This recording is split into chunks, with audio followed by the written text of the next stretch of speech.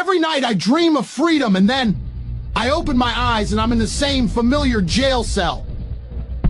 I take a few minutes to swallow my disappointment and begin my morning push-ups. Maybe tomorrow I'll wake up somewhere else. I've not lost. Hope this is important, especially if you are at home and you're not yet as successful as you want to be. If you don't have your life in exactly the place you want it, if you still feel trapped, whether it's financially or some other way, you wake up and you must be dreaming of freedom. But when your eyes open after the disappointment, swallow the disappointment, take a minute and look around you and say, I deserve more than this. But then what's the important point? You must begin to work instantly. I did not miss a single day of training in that jail cell. I didn't sit and say, I'm too depressed. I'm too sad. It's too cold in this freezing cell. I didn't eat enough because it's Ramadan. No excuses. Every single day we trained, we woke up disappointed. We swallowed disappointment and we got to training every single day. If we could train in a freezing cold jail cell in Romania, the cockroaches all around us with no idea when we're going to be allowed freedom once again. You can train in a nice gym, air-conditioned gym in California. What is your excuse if you imagine something truly and fully, if you truly, completely imagine it to a degree, your body will react to it. Let me give you an example. If you truly imagine yourself at war day after day, you imagine yourself under attack, defeating the Matrix agents, you're top G, you're walking through life, the agents are coming, you're doing ADO, and you're destroying them, and you're the most powerful man in the world. If you truly imagine that and felt it in your mind to the point where you thought you were there, and you felt it in your body, I would guarantee you after 10th amount of time, you would have a higher testosterone level and your muscles would be stronger than if you didn't. I will guarantee you that. So first things first, you need to be worthy of respect, and you're going to be worthy of respect through having things which are difficult to acquire. So first things first, the basic things you need to be very focused on trying to make money, because people listen to you. When you have money, they just do. Secondly, you need to be in fantastic physical condition, because when you're in fantastic physical condition, it cannot be bought. It must be earned. And people know that if someone walked in to sell me something and they were obese, I would not trust them the same as if they were in fantastic physical shape, because I'd say, I don't think you have dedication and heart. There's something about you that I just wouldn't trust you the same. So fantastic physical condition, and money is the first thing. The second thing, whatever your ideas are, you need to learn how to communicate them. Speaking is a superpower in and of itself.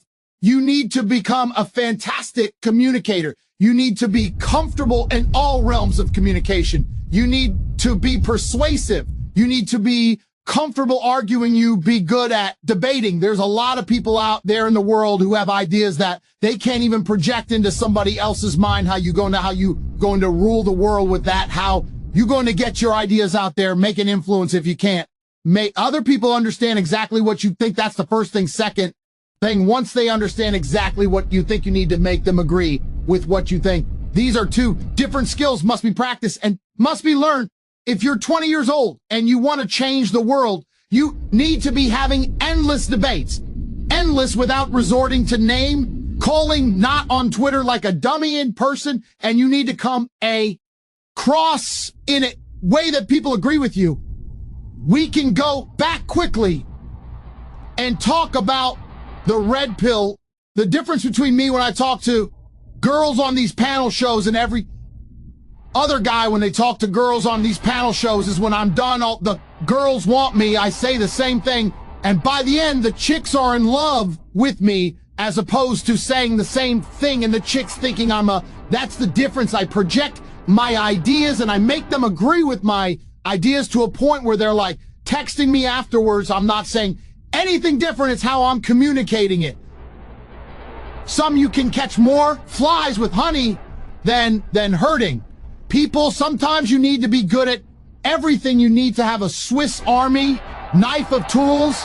I know when to be intimidating or aggressive. I know when to come across this OBT. I know when to come across as exceptionally open-minded and easy to understand. I know when to come across as understanding. I know all these things. It's all has to be practiced. And a lot of it is, communication, I would say. If you're going to say to a 20-year-old who's truly exceptional and driven, I'd say you need to become a master communicator, because once you can do that, you can do anything. And that fixes all the other problems, right? We talk about making money. If you are a master communicator, you do fantastic in sales. You'll absolutely destroy sales if you're a master communicator. Being a good salesman is not necessarily being a liar. It's not being a trickster. It's just understanding what's going to make the person believe and understand what you say. And that's where all this master communication comes in. And it's so many subtle little things.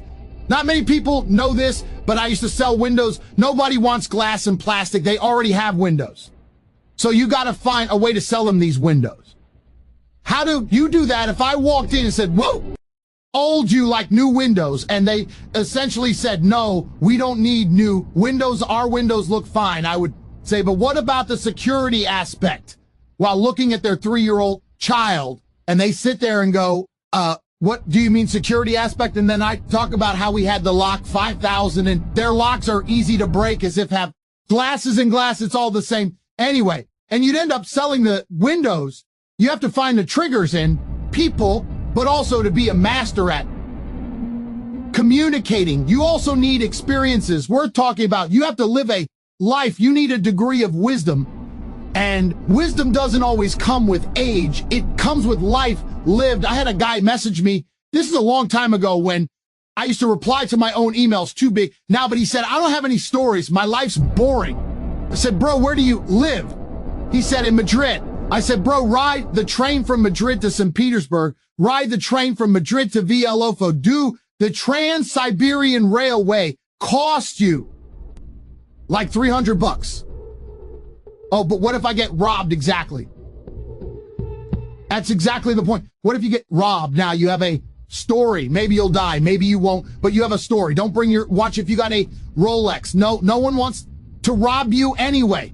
Don't worry about it. You're brokey. Get on the train. There has to be that degree of risk to even have a story, because when you have a story, then you can communicate the story a lot. You can't be an empty vessel either. So when you say you're telling me how I build this 20-year-old into a super soldier, yeah, he has to be a master communicator, but he also has to do things which are risky. Risk has value intrinsically linked to it. Intrinsically, this is why people, when you do risky things, people want to hear the story. Your coolest stories involve risk. Something went wrong. This could have happened. I made it out without these risks.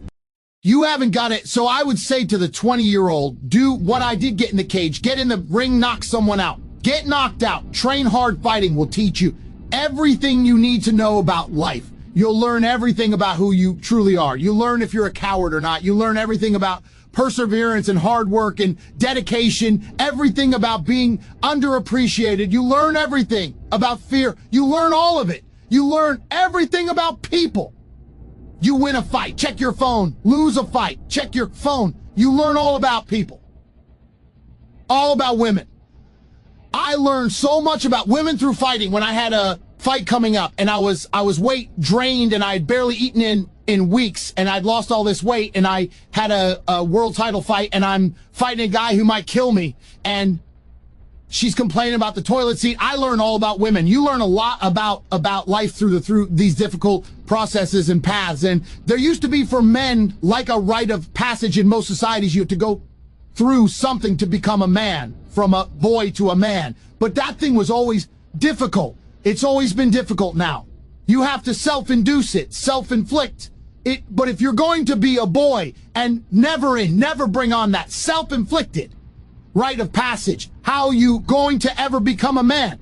There's another thing people don't understand about me in my message. Sometimes I sit here and I say things that piss people off because that's how you trigger people to make action. I have often written emails or done videos especially to men when I want to help men to piss them off. You're a loser. you're a dumbass, Andrew. Why do you mean? Because you're not going to go to the gym unless I tell you you're a loser, and you are a loser, and I'm not lying to you. You are a loser, the emotional trigger you need to eat up off. That chair is the fact that you're not important. Nobody cares who you are. Any girl you're ever in love with, I could take, and you're insignificant, and when you die, nobody's interested. That's your fault. You could have been something else. You did. That you failed. That has to be done. You have to be a master communicator, and sometimes that involves also insulting people. Become a great listener, get around successful people, and listen to what they say, and listen to how they say it. There is something to be said for style as well as content, and never has listening to successful people been easier or less costly than it is today. And you can listen to their ideas while you do something else, while driving your car, exercising, getting dressed in the morning, anytime. Listen over and over again and feel their ideas. Become your ideas. Their inspiration, your inspiration. They'll lift your spirit. They'll keep your mind on what's important, on your goal and how you can achieve it. Ideas, well written, well spoken, well received, well learned, and well invested can be your driving life force for wealth and happiness. But remember, you can work hard and be sincere all your life and sign up broke and unhappy. You've got to be better than a good worker. You've got to be a good listener. Watch what successful people do. Here's why success leaves clues. Spend the money and time and the effort. They're all investments, time, effort, and money, but the payoff is so great. It's hard to compare the cost to the reward set up an educational firm. Remember, the best money spent is the money spent to cultivate the genius of your own mind and